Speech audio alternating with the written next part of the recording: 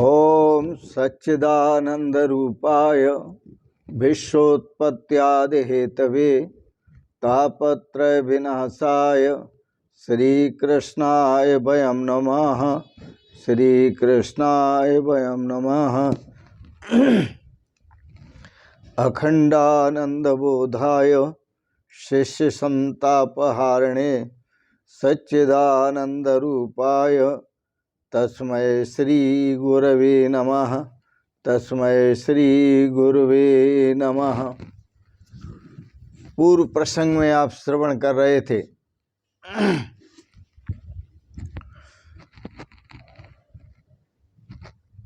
विदुर जी के परम पवित्र भावों को।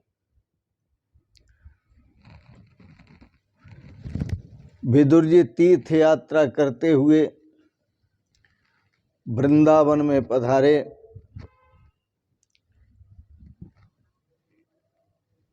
विदुर जी ने सोचा, विचार किया, अति संपत्ति जो होती है व्यक्ति के पास, वह अनर्थ का कारण होती है, वह अनर्थ का मूल है। अधिक संपत्ति का होना अनर्थ का मूल है, नाश का मूल है। इसलिए भगवान श्री कृष्ण ने सुंदर उपाय किया कि जो सुवर्ण की द्वारिका थी, उस द्वारिका को जल में डुबो दिया, समुद्र में डुबो दिया।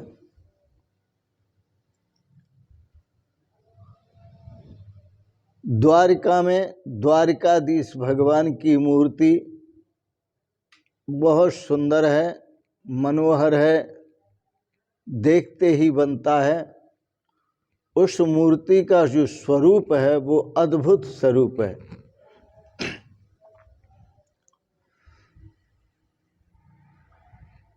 द्वारिकाधीश भगवान के भी दर्शन भक्तों को अवश्य करना चाहिए।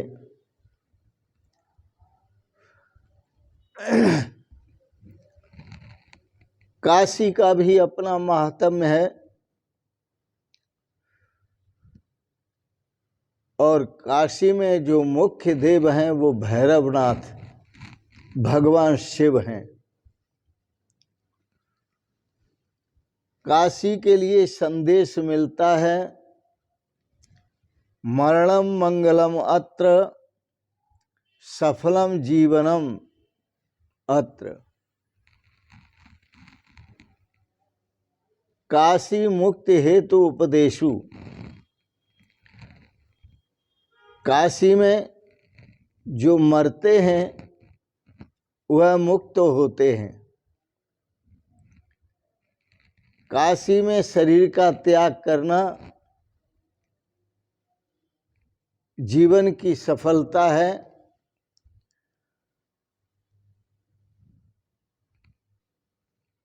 भगवान शिव के आश्रय में रहना। भगवान शिव ज्ञान के मुख्य देव हैं।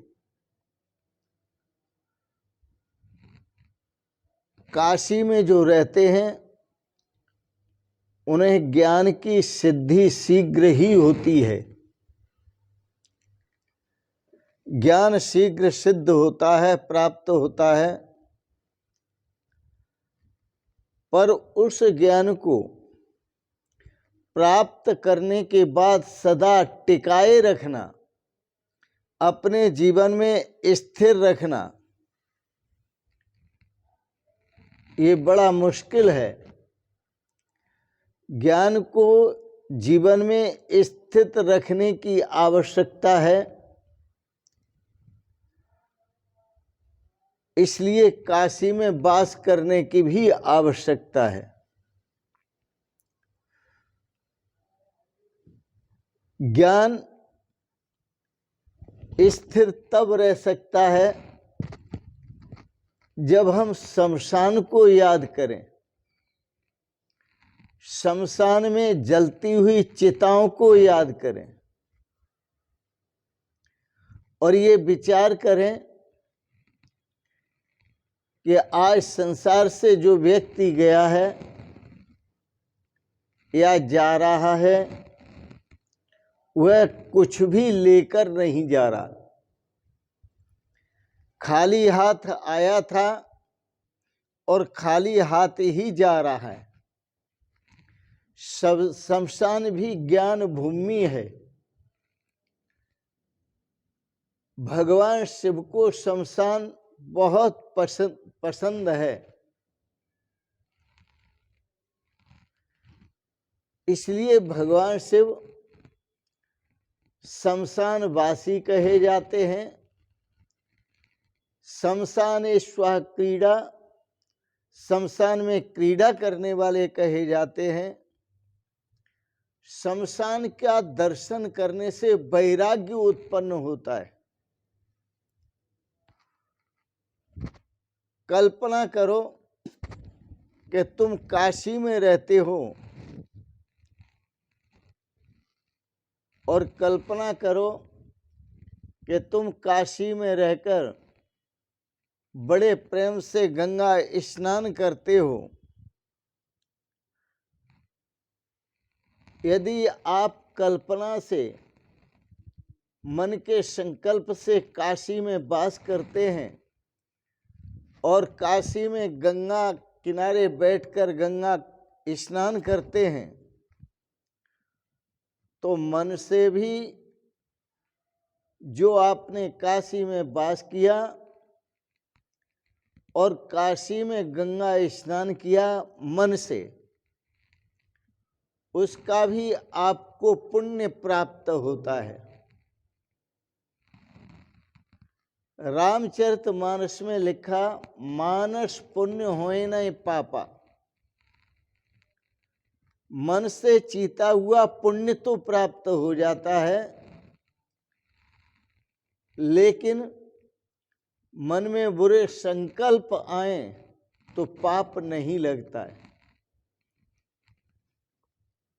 मन से किया हुआ पुण्य प्राप्त होता है, मन से किया हुआ पाप प्राप्त नहीं होता। तीर्थ क्षेत्रों में बहुत से तीर्थ हैं। एक गया भी तीर्थ है जहाँ नाना प्रकार के पिंडदान किए जाते हैं, नाना प्रकार से पिंडदान किए जाते हैं और अपने पितरियों के उद्धार के लिए यत्न किया जाता है पिंडदान करके।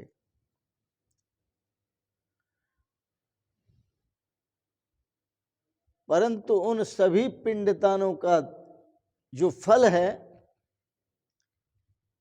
वो भगवान विश्वनाथ की काशी में रहने से मिल जाता है, रहने मात्र से मिल जाता है।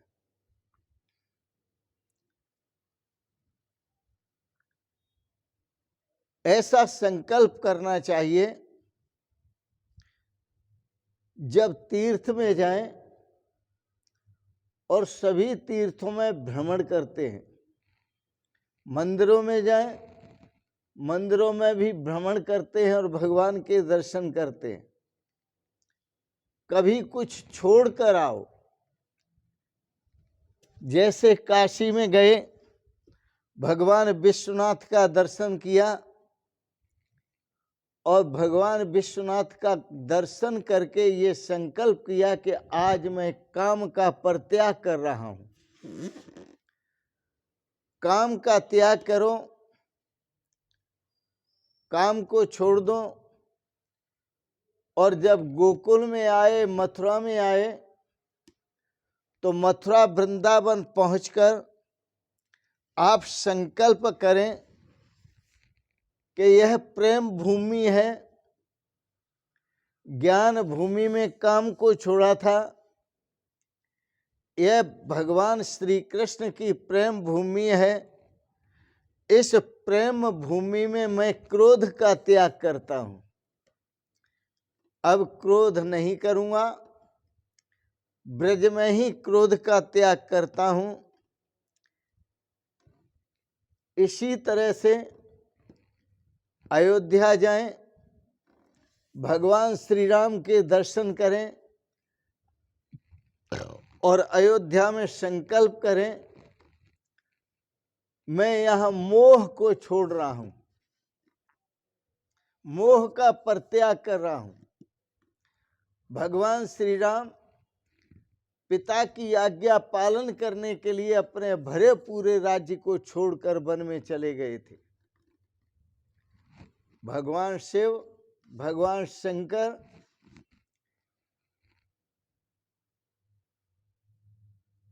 वरदान देकर रावण जैसे को स्वर्ण की लंका प्रदान करते हैं, उसका त्याग करते हैं। इसी तरह भगवान श्री कृष्ण अपनी द्वारिका को